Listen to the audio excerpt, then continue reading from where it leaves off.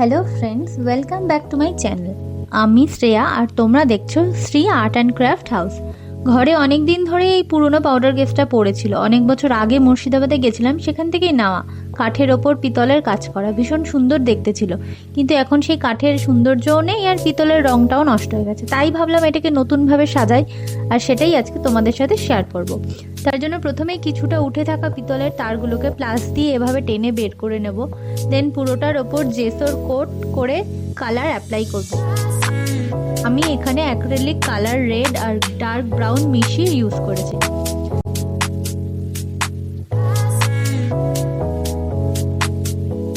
এভাবে পুরোটাকেই কালার করে নেব। মাঝখানে ফেভিকলের সাহায্যে জুটের দড়ি দিয়ে কিছুটা অংশ গোল করে এভাবে লাগিয়ে নেব।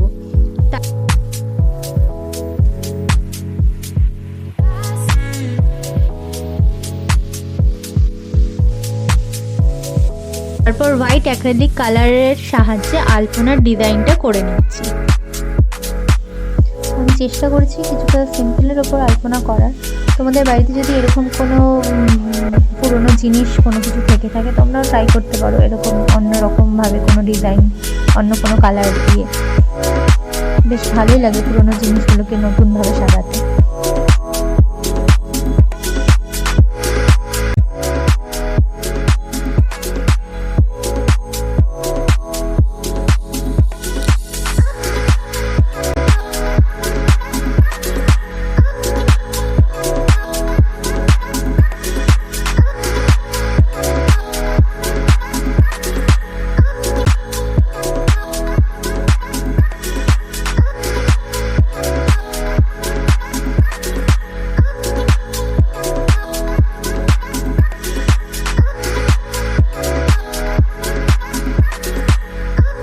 উপরের পাটটা আমার হয়েই গেছে, এবার নিচের পাটটাতেও একটু কলকা ডিজাইন করে নিয়েছি।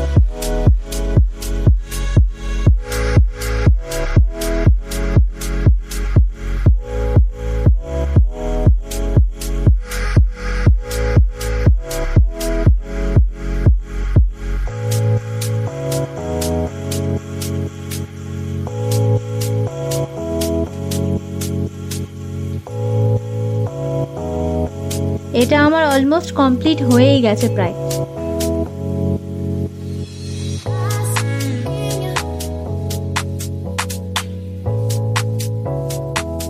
এটার ওপরের যে নবটা ছিল সেটাও হারিয়ে গেছে, তার বদলে আমি এখানে একটা জুটের ওপর একটা কড়ি লাগিয়ে দিয়েছি।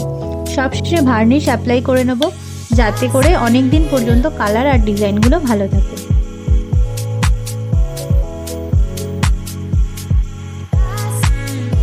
And this is the final look. এটা আমি এবারে ইয়ারিং বক্স হিসাবে ইউজ করব।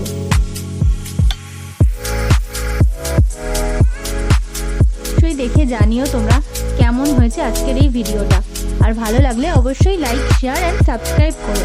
আজকে এই অবধি, দেখা হচ্ছে নেক্সট ভিডিও। টাটা।